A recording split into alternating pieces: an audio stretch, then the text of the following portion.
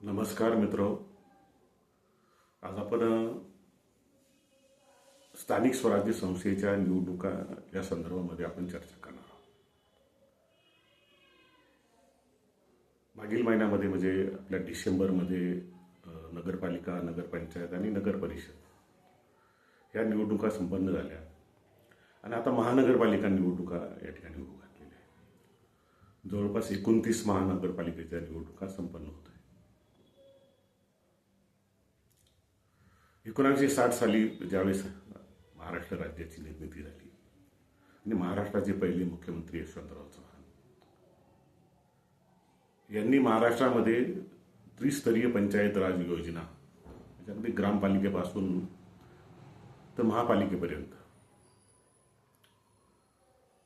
हा जो विकास असेल तळागाळापर्यंत नेण्यासाठी ह्या योजनेच्या माध्यमातून खूप चांगलं काम, खूप भरीव काम, खूप विकासाची कामं या माध्यमातून या ठिकाणी झाली. परंतु आपण बघितलं की 1991 साली नवीन आर्थिक धोरण आलं, उद्योगधंद्यांमध्ये वाढ झाली, शिक्षणांमध्ये नोकरीमध्ये संधी उपलब्ध झाल्या आणि फार मोठा वर्ग हा आर्थिकदृष्ट्या सक्षम होण्यास या ठिकाणी मदत झाली. मोठमोठी शहरं जी काही होती ती उद्योगधंदे या ठिकाणी आल्यामुळे शहरं वाढली. शहराच्या आसपास जी ग्रामीण खेडेगाव होती त्या माध्यमातून त्याचा विकास झाला. त्या माध्यमातून त्या भागात असलेल्या शेत जमिनींचे भाव वाढले या ठिकाणी आणि मग एक नवीन वर्ग राजकारणामध्ये या ठिकाणी निर्माण झाला की जो वर्ग शेती, उद्योग, व्यवसायामध्ये होता, त्यालाही राजकारणामध्ये मान, पान, प्रतिष्ठा या सगळ्या गोष्टी मिळत आहेत असं जेव्हा बघितल्यावर तोही वर्ग या ठिकाणी राजकारणामध्ये आला. दुसरा जो वर्ग होता की जे थोडीफार या ठिकाणी मनी मसल म्हणजे गुंडगिरीच्या माध्यमातून जे काही त्यांना संरक्षण दिलं जात होतं विविध राजकीय पक्षाच्या माध्यमातून, तोही वर्ग या ठिकाणी राजकारणामध्ये प्रत्यक्षात सहभागी होऊ लागला, लोकप्रतिनिधी झाले. हा सगळा प्रकार आपण सगळेजण बघतोच आहे गेली 10-20 वर्षापासून. परंतु आता 2025च्या निवडणुकीमध्ये एक भयानक प्रकार आपण या ठिकाणी अनुभवतोय. जे वर्षानुवर्ष जे पक्षामध्ये काम करत होते, विचार कुठला असेल, हिंदुइझम असेल, समाजवाद असेल, साम्यवाद असेल, की काँग्रेसचा सगळ्यांना बरोबर घेऊन जाणाराचा विचार असेल, हे सगळ्या वर्गात वेगवेगळ्या क्षेत्रामध्ये अनेक वर्ष, अनेक दशकं या ठिकाणी कार्यकर्ते काम करत होते आणि जशी संधी मिळेल तशी सत्तेच्या माध्यमामध्ये सुद्धा जात होते. परंतु आता या ठिकाणी नवीन राज्यकर्ते जे समूह आहे ते या ठिकाणी कोणी थांबायला तयार नाही. कोणी सामाजिक कार्य करून या ठिकाणी राजकारणात येऊन आपण मोठं स्थान मिळावं अशी पद्धतीसाठी वेटिंग करण्यास कोणाची या ठिकाणी कोणी तयार नाही. आणि मग आपण बघितलं की मोठ्या प्रमाणावर घाऊक पक्षांतर झाली.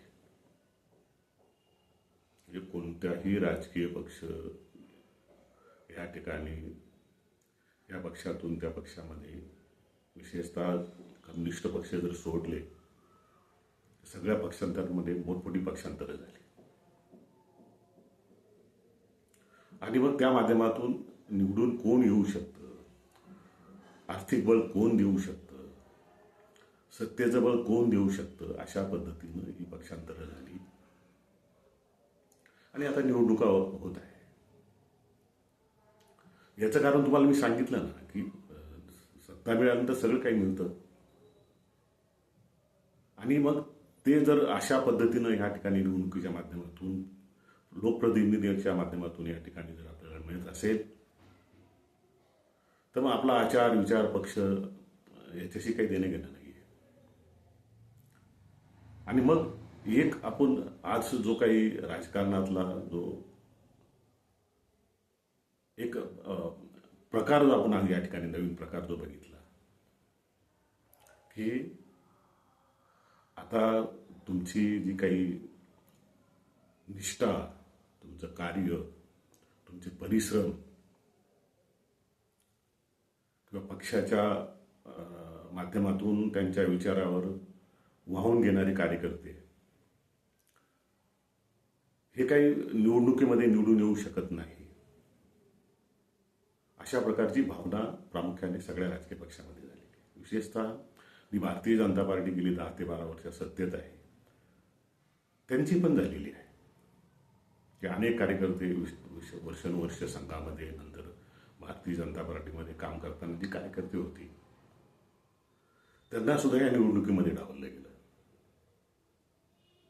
का तुमच्याकडे मेरिट नाही आहे, आम्हाला आता निवडून येणारी माणसं हवी आहेत. मग ती गुन्हेगार असतील, समाजविरोधात असतील, पक्षाच्या आचार विचाराशी काही देणे घेणं नसेल, अशा लोकांना प्रेरित देऊन निवडणुका या ठिकाणी लढवल्या जात आहेत. माझं एकच म्हणणं आहे की राजकारण ही काही समाजसेवा नाही राहिली, राजकारण हे काही त्याग नाही राहिला, राजकारण हे एक व्यवसाय झालेला आहे.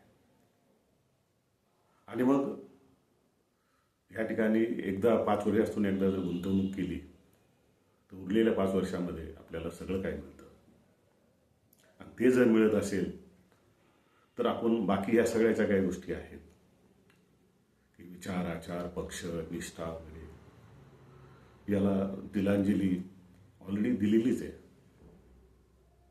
आणि ती देण्यामध्ये त्यांना कोणतंही या ठिकाणी काही स्वैरसूतक नाही. पूर्वी समाजामध्ये चांगलं वाईट किंवा जी माणसं जनतेच्या चळवळीमध्ये काम करायची, वेगवेगळ्या प्रश्नावर लढे द्यायची, वेगवेगळ्या प्रश्नावर मोर्चे काढायची, आंदोलनं करायची, अशी कार्यकर्त्यांना कुठेतरी संधी मिळत होती. पण तेही दिवस आता या ठिकाणी संपलेले आहे.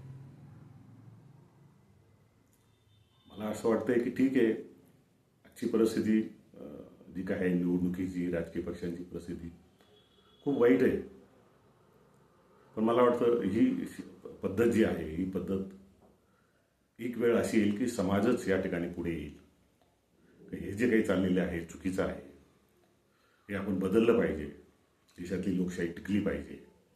आणि ही लोकशाही टिकवायची असेल तर ह्या पद्धतीला आपण विरोध केला पाहिजे. यासाठीच एक समाजातला वर्ग पुढे येईल आणि निश्चितपणे यामध्ये बदल होईल.